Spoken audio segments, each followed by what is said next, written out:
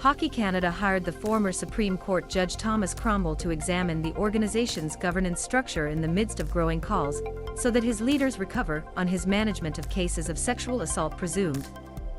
The National Director of Sport is faced with an intense public and political examination on its culture problems, and how it has resolved a trial of $3.5 million for an alleged sexual assault case 2018 involving players of the Canadian Hockey League, including some members of the World Team of Canada at the time. "We have heard Canadians aloud and to commit to making the necessary changes to allow us to be the organization that Canadians expect," wrote Michael Brynamore, chairman of the Hockey Board of Directors Canada, in a press release.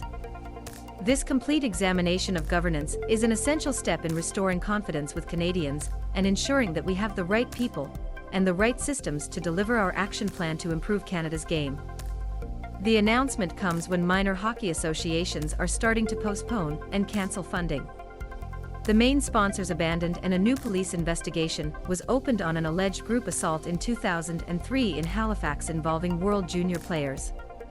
Conservative Deputy John Nader, who sits on the Parliamentary Committee surveying Canada's hockey treatment for sexual assault, said he continued to call for an immediate change in leadership in Hockey Canada, despite the new review. Hockey Canada officials in the past 20 years are not the right people to supervise this essential change, Nader wrote in a statement to CBC News. "The current leadership of Hockey Canada has shown that they are more concerned with protecting themselves than they are to find the truth or to fight the culture of silence." The President-in-Chief of the Hockey Canada, Scott Smith, resisted resigning despite the deputies of several political parties calling him to do so. Smith swore in a parliamentary committee last week to direct a change of culture with the organization. Hockey Canada charged the former Supreme Court Judge Thomas Cromwell to examine his governance structures.